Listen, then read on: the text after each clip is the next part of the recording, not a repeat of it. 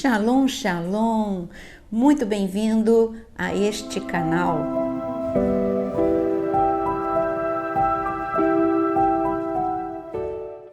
E eu quero dizer, você que já conhece o canal, já faz o devocional às 6 horas da manhã ou às 18 horas, você assiste temas como este, podcast ao vivo, muito bem-vindo. Você que entrou pela primeira vez, eu quero te convidar a se inscrever, acionar o sininho e todas as notificações para você sempre ser avisado quando um vídeo novo entra aqui. Hoje nós vamos falar sobre depressão infantil. É um assunto muito importante porque nós estamos numa sociedade adoecida. Adultos adoecidos, crianças adoecidas. Quando eu falo adoecido, é porque nunca nos deparamos com tantos distúrbios psíquicos, com tantos transtornos, porque é o ambiente que nós vivemos. Uma sociedade urgente, onde uma velocidade é imprimida sobre nós. Você que tem a minha idade ou um pouquinho menos, você se lembra como as férias elas eram longas, de julho 30 dias, no final do ano 3 meses, e o tempo demorava a passar. Demorava a passar porque a gente tinha menos obrigações, menos atividades, tínhamos mais brincadeiras e mais brincadeiras lúdicas. Por isso, o tempo demorava mais a passar. Mas hoje as crianças são muito pressionadas, a começar pelo nosso currículo, que elas têm pouquíssimo tempo de férias. Em julho, na metade do ano, elas têm 15 dias, quando muito 20 dias. No final do ano, se fica de recuperação, se ainda fica com alguma dependência, praticamente tem um mês e meio de férias. E quando as aulas voltam, são tantas atividades, não é só o currículo escolar a ser cumprido, mas são muitas atividades extras, muitos cursos, robótica, inglês, tantas coisas que antes não era exigido, mas para o mercado hoje é necessário preparar as crianças intelectualmente e com esta urgência e às vezes com este sufoco, e há tanta coisa que a criança se sente sufocada, pressionada e é agitada. As crianças hoje são mais agitadas, elas têm uma mente, por quê? Porque tem uma mente acelerada, e a mente acelerada é devido à velocidade e à quantidade de informações que eles recebem. Eles recebem informações no seu celular, são várias redes sociais, são vários jogos, é muita atividade, e essa agitação pode levar à ansiedade ou à depressão, porque acelera o cérebro, e o nosso cérebro não está preparado para esse nível de aceleração. É a mesma coisa que um carro maravilhoso, mas ele parado, com o freio de mão acionado, e você coloca o seu pé até o último, acelera sem sair do lugar. O que vai acontecer? Você vai danificar um motor maravilhoso. A mesma coisa com o cérebro. Essa superagitação, superaceleração que provoca a síndrome do pensamento acelerado, ela vai trazer danos, prejuízo às suas emoções, as emoções das crianças, no caso, como nós estamos falando. São crianças com dificuldade de concentração, são crianças com insônia, adolescentes. Quando eu falo crianças, eu estou falando de pré-adolescência também. Eu estou entrando também na adolescência. Uma geração de crianças, pré-adolescentes, adolescentes com insônia, dificuldade, distúrbio do sono, por causa da síndrome do pensamento acelerado. A síndrome do pensamento acelerado é pensar demais com uma velocidade muito alta. E é com um acúmulo de informações, sem tempo para relaxamento, sem tempo para algo contemplar o belo, como nós falamos em gestão emocional, ou sem tempo para algo lúdico que vai trazer a imaginação, que vai trabalhar com a imaginação. Mas este é o quadro da sociedade moderna e nós temos então crianças, também outro fator que propicia a depressão, são crianças com quadro, porque está escrito em Mateus capítulo 24 que nos últimos dias o amor se esfriaria.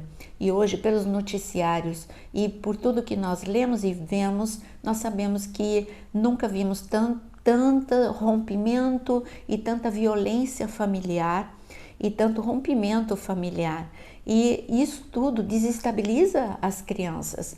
As crianças são lares com pais preocupados em dar o melhor para a sua criança, mas delegando a sua educação para cursos, para professores, e ele mesmo não tendo tempo, porque tem que trabalhar demais para prover aquilo que a criança precisa. Então hoje é o pai e a mãe. Antigamente a mãe ficava em casa e isso trazia, hoje tem essa lacuna que é a realidade, não tem o que mudar. É necessário que os dois trabalhem, mas para que esse quadro mude, seria necessário, tudo bem, se os dois trabalham fora, mas os dois reservarem um tempo de qualidade.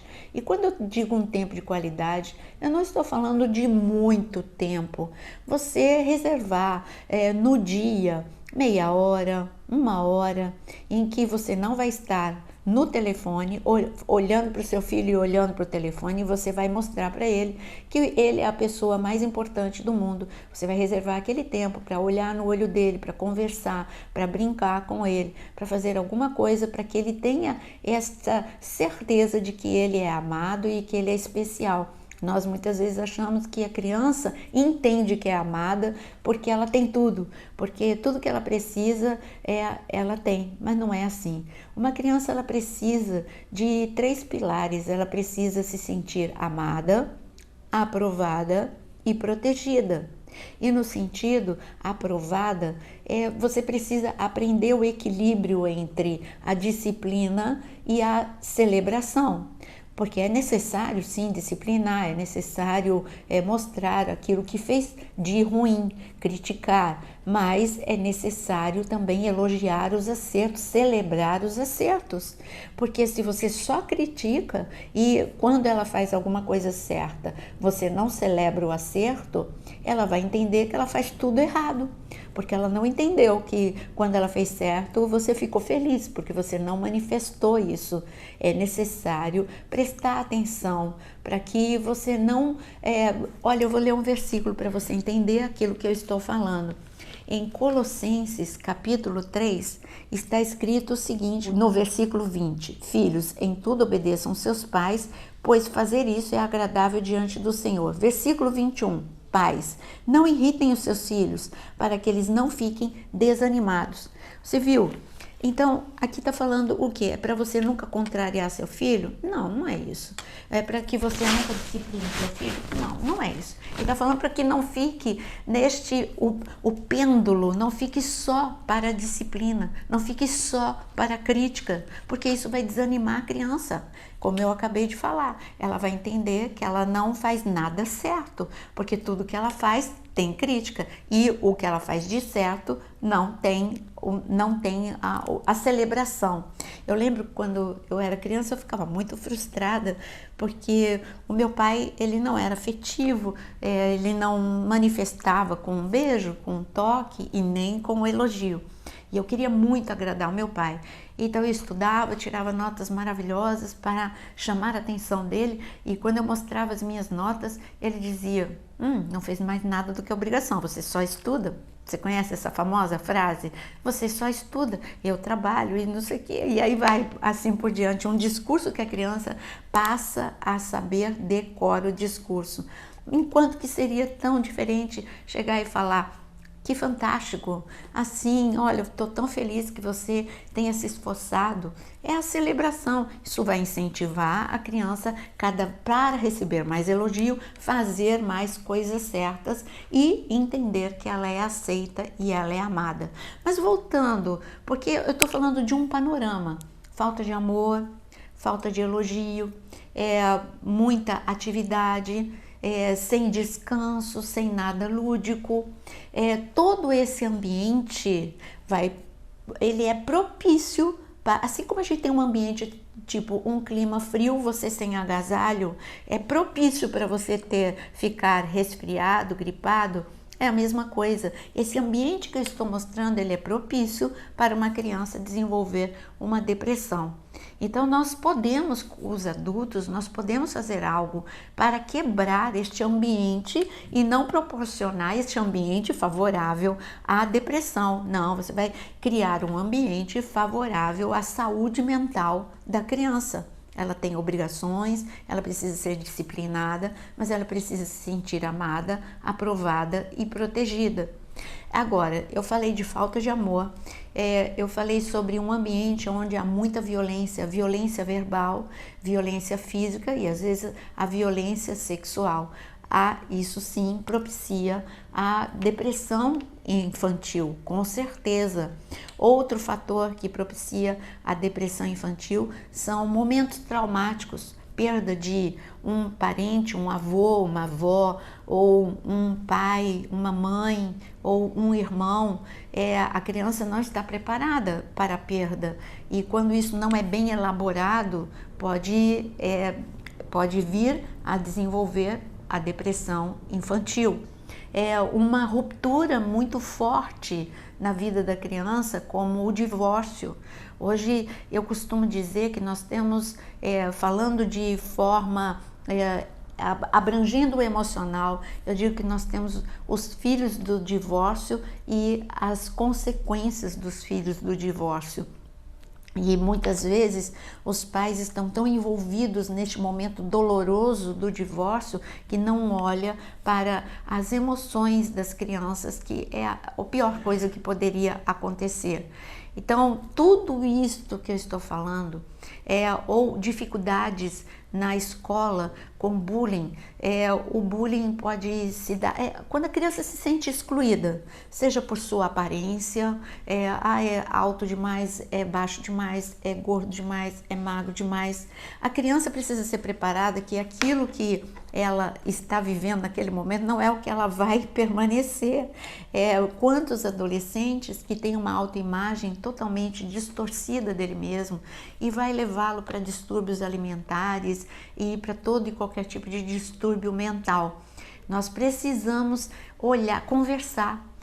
Como que você vai ajudar uma criança que está sofrendo bullying na escola? Muitas vezes ela se cala, ela guarda para ela mesma, mas se ela tiver confiança em você, se ela tiver confiança em poder abrir com você o momento difícil que ela está vivendo, mas como ela vai abrir se você não tem tempo para ouvi-la?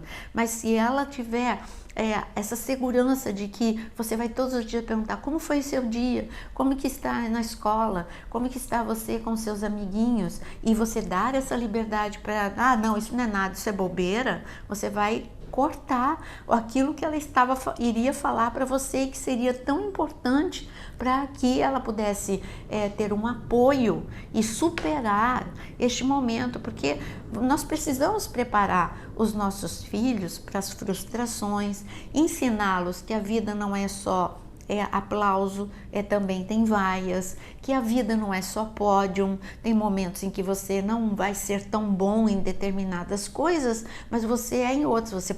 A criança pode entender que ela não é boa em esportes, mas ela é boa em matemática, ela não é boa em matemática, mas ela é boa em português. Então você precisa mostrar para ela que ninguém é bom em tudo e que com esforço ela vai conseguir ir bem o suficiente naquilo que ela não é tão boa, e em compensação tem áreas que ela é muito boa.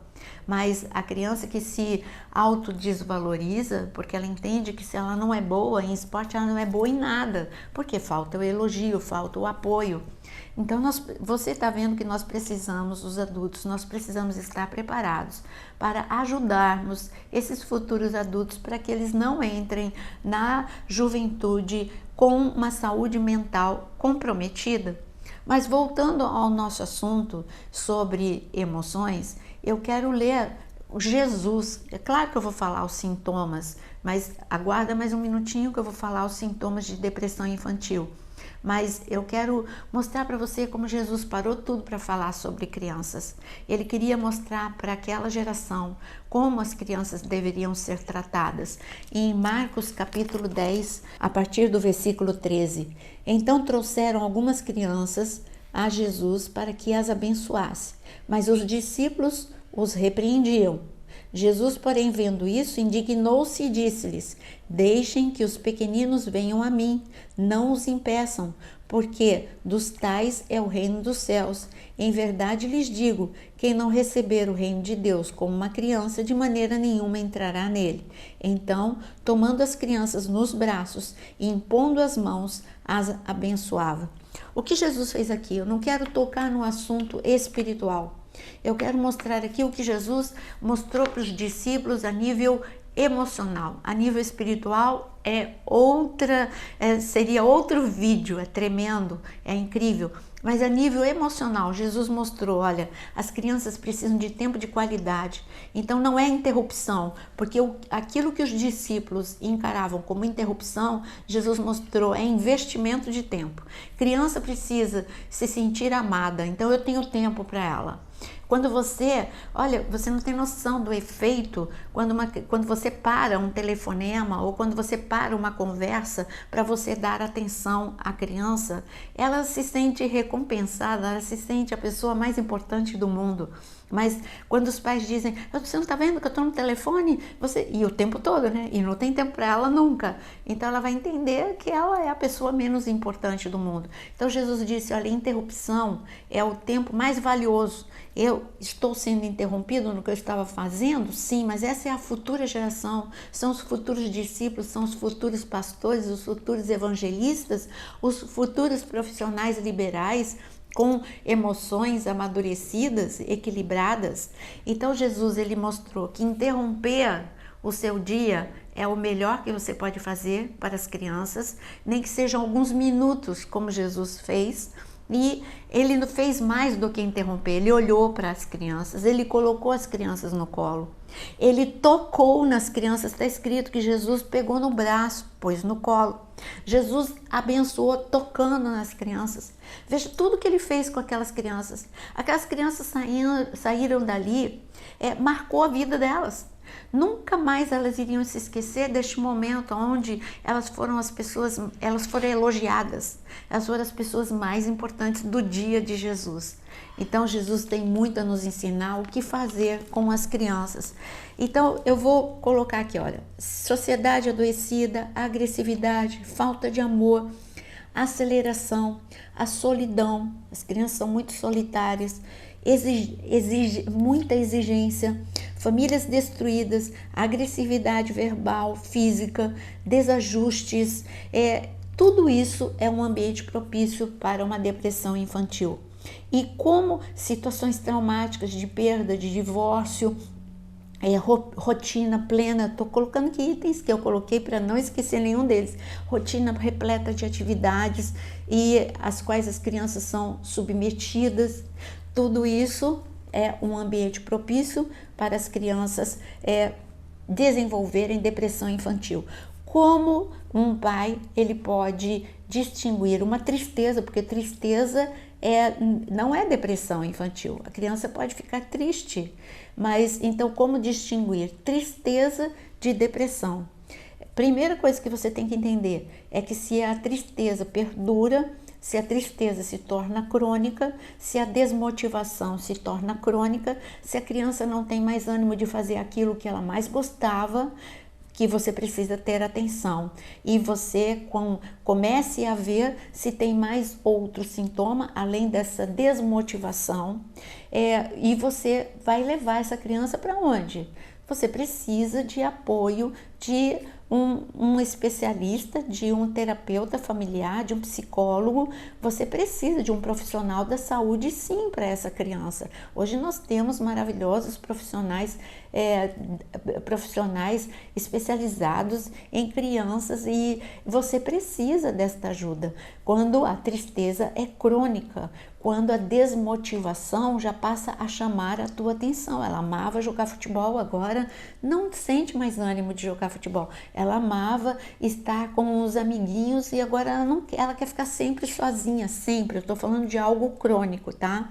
Ela pode ter um dia ou outro, ou uma fase em que ela, eu não gosto mais de futebol, eu gosto de outra coisa, mas eu tô falando quando ele começa a ficar desmotivado, a criança, de tudo. Você precisa identificar também quando há um distúrbio alimentar. Quando eu tô falando desses sintomas, são todos eles, 2 ou 3 juntos, não é um isolado.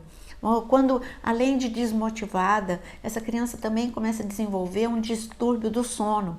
Ou ela dorme demais, ou ela não consegue dormir, a insônia. Quando essa criança também tem um distúrbio alimentar, ou ela come demais, ou ela para de comer. Ou quando essa criança começa a verbalizar uma autodepreciação acentuada. Ninguém gosta de mim, ninguém brinca comigo. Quando ela começa a verbalizar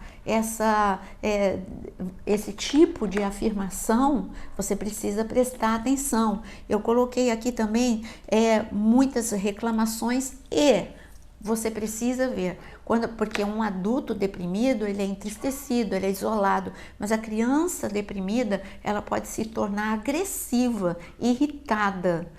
Mas eu estou falando de vários sintomas, não é um sintoma isolado e nem de um único dia. Eu estou falando de sintomas que passam a fazer parte do dia a dia da criança, e são mais de um sintoma ao mesmo tempo. Então você vai fazer o quê? Você vai levar essa criança a um profissional da saúde mental. As crianças precisam da nossa atenção. Foi muito bom falar com vocês sobre este tema tão importante, e nós somos responsáveis por essa futura geração. Preste atenção nas crianças que estão ao seu redor.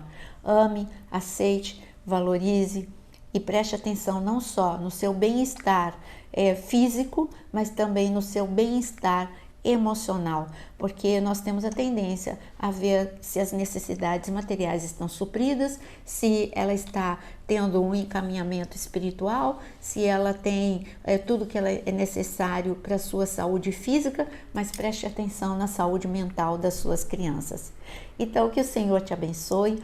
E eu espero que este vídeo tenha sido útil para você. Se foi, compartilha com pessoas, com aqueles que são responsáveis por crianças, e também não saia sem curtir, porque isso ajuda para que chegue em outras pessoas um vídeo importante para a saúde mental das crianças. Que o Senhor te abençoe.